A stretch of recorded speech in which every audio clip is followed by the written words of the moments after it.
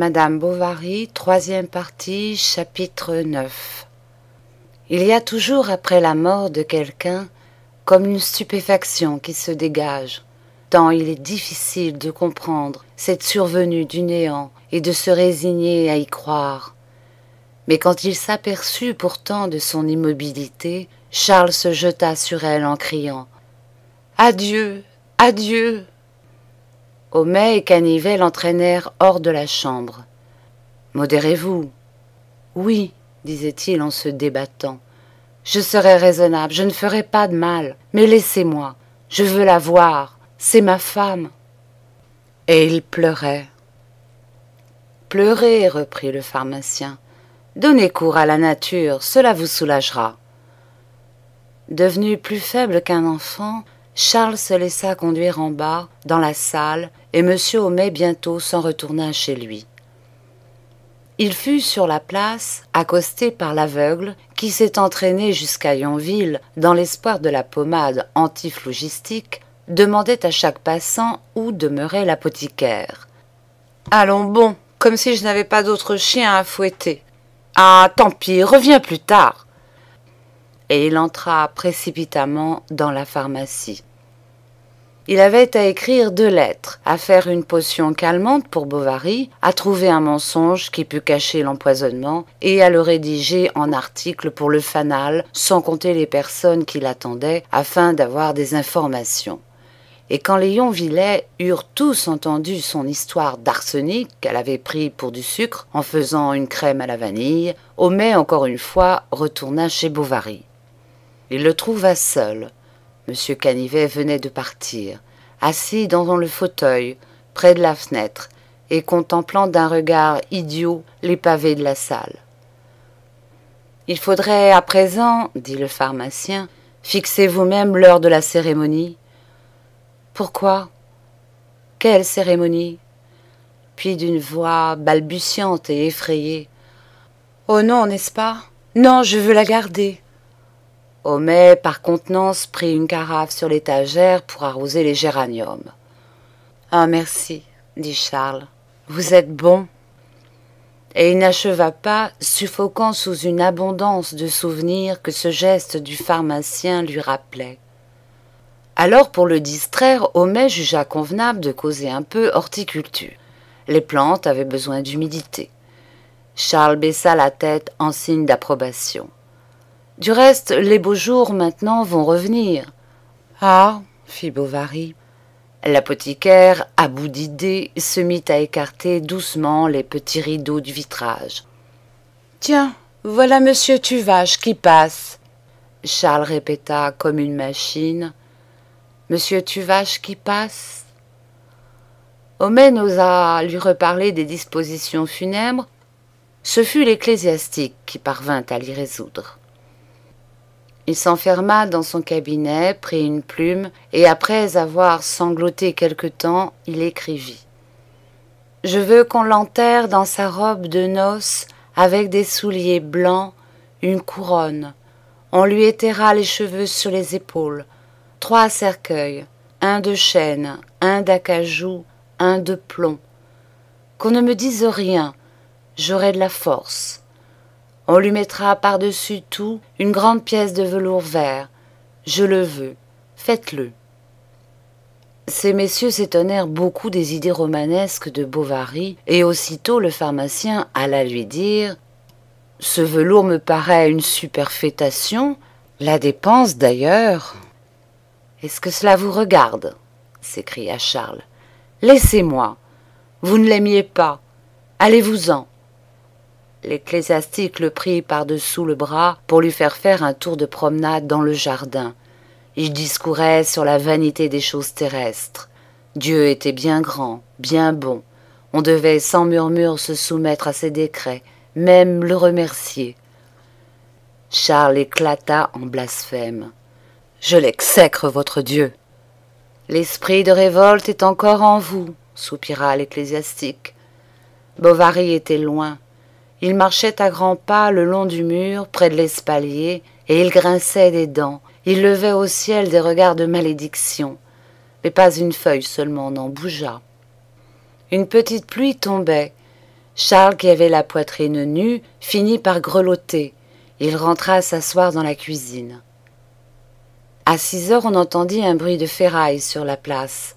C'était l'hirondelle qui arrivait, et il resta le front contre les carreaux, à voir descendre les uns après les autres tous les voyageurs. Félicité lui étendit un matelas dans le salon. Il se jeta dessus et s'endormit. Bien que philosophe, M. Homais respectait les morts. Aussi, sans garder rancune au pauvre Charles, il revint le soir pour faire la veillée du cadavre, apportant avec lui 3 volumes et un portefeuille afin de prendre des notes. M. Bournisien s'y trouvait, et 2 grands cierges brûlaient au chevet du lit que l'on avait tiré hors de l'alcôve.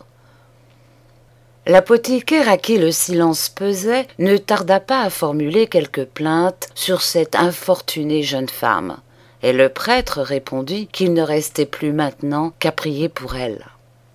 Cependant, reprit Homais, de 2 choses l'une, ou elle est morte en état de grâce, comme s'exprime l'Église, et alors elle n'a nul besoin de nos prières, ou bien elle est décédée impénitente, c'est, je crois, l'expression ecclésiastique, et alors... Bournisien l'interrompit, répliquant d'un ton bourru qu'il n'en fallait pas moins prier. Mais, objecta le pharmacien, puisque Dieu connaît tous nos besoins, à quoi peut servir la prière? Comment? Fit l'ecclésiastique. La prière. Vous n'êtes donc point chrétien? Pardonnez, dit Homais, j'admire le christianisme. Il a d'abord affranchi les esclaves, introduit dans le monde une morale. Il ne s'agit pas de cela. Tous les textes... Oh, quant aux textes... Ouvrez l'histoire. On sait qu'ils ont été falsifiés par les jésuites. Charles entra et, s'avançant vers le lit, il tira lentement les rideaux. Emma avait la tête penchée sur l'épaule droite. Le coin de sa bouche, qui se tenait ouverte, faisait comme un trou noir au bas de son visage. Les 2 pouces restaient infléchis dans la paume des mains. Une sorte de poussière blanche lui parsemait les cils, et ses yeux commençaient à disparaître dans une pâleur visqueuse qui ressemblait à une toile mince, comme si des araignées avaient filé dessus. Le drap se creusait depuis ses seins jusqu'à ses genoux, se relevant ensuite à la pointe des orteils. Et il semblait à Charles que des masses infinies, qu'un poids énorme pesait sur elle.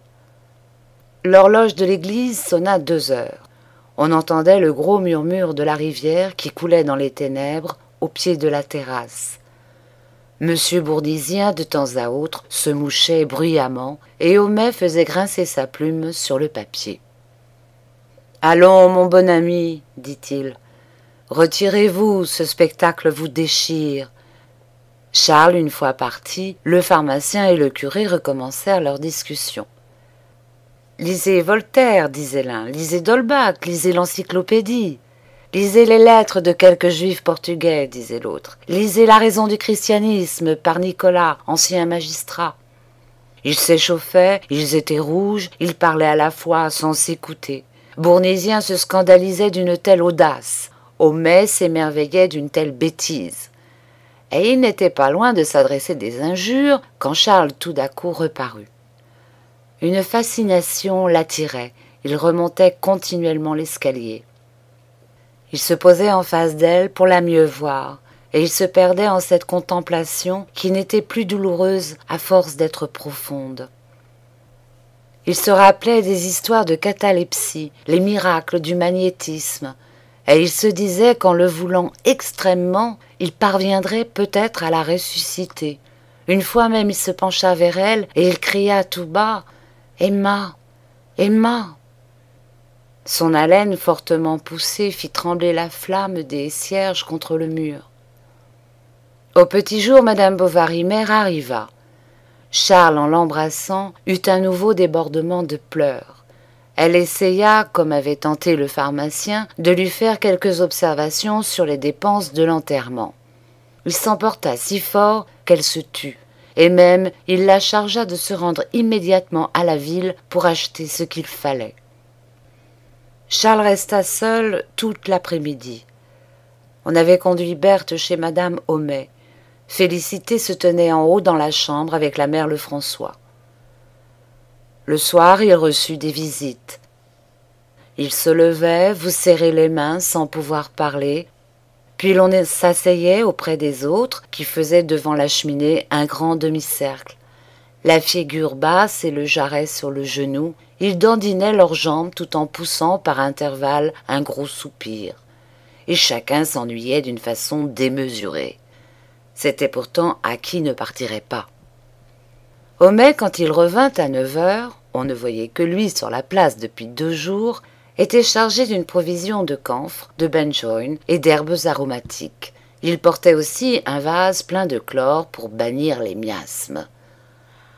À ce moment, la domestique, madame Lefrançois et la mère Bovary tournaient autour d'Emma en achevant de l'habiller. Et elles abaissèrent le long voile raide qui la recouvrit jusqu'à ses souliers de satin. Félicité sanglotait. « Oh, ma pauvre maîtresse, ma pauvre maîtresse !»« Regardez-la, » disait en soupirant l'aubergiste, « comme elle est mignonne encore, si l'on ne jurerait pas qu'elle va se lever tout à l'heure. » Puis elles se penchèrent pour lui mettre sa couronne. Il fallut soulever un peu la tête, et alors un flot de liquide noir sortit comme un vomissement de sa bouche. « Oh mon Dieu, la robe, prenez garde !» s'écria madame Lefrançois. « Aidez-nous donc !» disait-elle au pharmacien. « Est-ce que vous avez peur par hasard ?»« Moi, peur !» répliqua-t-il en haussant les épaules. « Ah bien oui, j'en ai vu d'autres à l'Hôtel-Dieu quand j'étudiais la pharmacie. Nous faisions du punch dans l'amphithéâtre dissection. Le néant n'épouvante pas un philosophe. Et même, je le dis souvent, j'ai l'intention de léguer mon corps aux hôpitaux, afin de servir plus tard à la science. » En arrivant, le curé demanda comment se portait monsieur, et sur la réponse de l'apothicaire, il reprit « Le coup, vous comprenez, est encore trop récent. » Alors Homais le félicita de n'être pas exposé, comme tout le monde, à perdre une compagne chérie, d'où s'ensuivit une discussion sur le célibat des prêtres. Car, disait le pharmacien, il n'est pas naturel qu'un homme se passe de femme. On a vu des crimes. « Mais, sabre de bois !» s'écria l'ecclésiastique. « Comment voulez-vous qu'un individu pris dans le mariage puisse garder, par exemple, le secret de la confession ?» Homais attaqua la confession. Bournisien la défendit. Il s'étendit sur les restitutions qu'elle faisait opérer. Il cita différentes anecdotes de voleurs devenus honnêtes tout d'un coup. Des militaires, s'étant approchés du tribunal de la pénitence, avaient senti les écailles leur tomber des yeux. Il y avait à Fribourg un ministre. Son compagnon dormait. Puis comme il étouffait un peu dans l'atmosphère trop lourde de la chambre, il ouvrit la fenêtre, ce qui réveilla le pharmacien. « Allons, une prise, lui dit-il. Acceptez, cela dissipe. » Des aboiements continus se traînaient au loin, quelque part. « Entendez-vous un chien qui hurle ?» dit le pharmacien. « On prétend qu'ils sentent les morts, » répondit l'ecclésiastique. « C'est comme les abeilles, elles s'envolent de la ruche au décès des personnes. » Homais ne releva pas ses préjugés, car il s'était rendormi. Monsieur Bournisien, plus robuste, continuait quelque temps à remuer tout bas les lèvres. Puis, insensiblement, il baissa le menton, lâcha son gros livre noir et se mit à ronfler. Ils étaient en face l'un de l'autre, le ventre en avant, la figure bouffie, l'air renfrogné, après tant de désaccords, se rencontrant enfin dans la même faiblesse humaine. Et il ne bougeait pas plus que le cadavre à côté d'eux, qui avait l'air de dormir. Charles entra, ne les réveilla point. C'était la dernière fois. Il venait lui faire ses adieux. Les herbes aromatiques fumaient encore, et des tourbillons de vapeur bleuâtre se confondaient au bord de la croisée avec le brouillard qui entrait. Il y avait quelques étoiles, et la nuit était douce. La cire des cierges tombait par grosses larmes sur les draps du lit. Charles les regardait brûler, fatiguant ses yeux contre le rayonnement de leurs flammes jaunes. Des moires frissonnaient sur la robe de satin, blanche comme un clair de lune. Emma disparaissait dessous, et il lui semblait que, s'épandant au dehors d'elle-même, elle se perdait confusément dans l'entourage des choses, dans le silence, dans la nuit, dans le vent qui passait, dans les senteurs humides qui montaient. Puis tout d'un coup, il la voyait dans le jardin de Tostes, sur le banc, contre la haie d'épines, ou bien à Rouen dans les rues, sur le seuil de leur maison, dans la cour des Bertaux. Il entendait encore le rire des garçons en gaieté qui dansaient sous les pommiers. La chambre était pleine du parfum de sa chevelure, et sa robe lui frissonnait dans les bras avec un bruit d'étincelles. C'était la même, celle-là. Il fut longtemps à se rappeler toutes les félicités disparues, ses attitudes, ses gestes, le timbre de sa voix. Après un désespoir, il en venait un autre, et toujours, intarissablement, comme les flots d'une marée qui déborde. Il eut une curiosité terrible. Lentement, du bout des doigts, en palpitant, il releva son voile. Mais il poussa un cri d'horreur qui réveilla les deux autres. Ils l'entraînèrent en bas, dans la salle. Puis Félicité vint dire qu'il demandait des cheveux. « Coupez-en » répliqua l'apothicaire. Et comme elle n'osait, il s'avança lui-même les ciseaux à la main. Il tremblait si fort qu'il piqua la peau des tempes en plusieurs places. Enfin, se raidissant contre l'émotion, Homais donna 2 ou 3 grands coups au hasard, ce qui fit des marques blanches dans cette belle chevelure noire.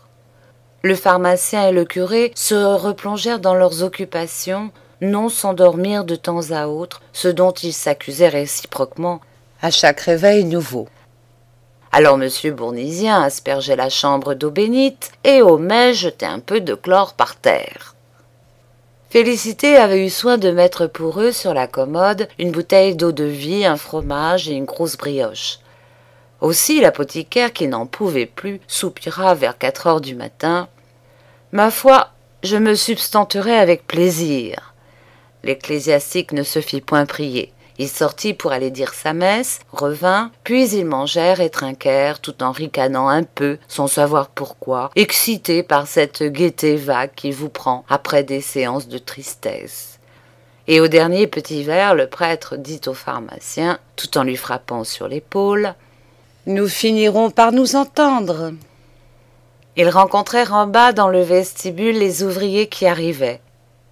Alors Charles, pendant 2 heures, eut à subir le supplice du marteau qui résonnait sur les planches. Puis on la descendit dans son cercueil de chêne, que l'on emboîta dans les 2 autres. Mais comme la bière était trop large, il fallut boucher les interstices avec la laine d'un matelas. Enfin, quand les 3 couvercles furent rabotés, cloués, soudés, on l'exposa devant la porte. On ouvrit toute grande la maison, et les gens d'Yonville commencèrent à affluer. Le père Rouault arriva. Il s'évanouit sur la place en apercevant le drap noir.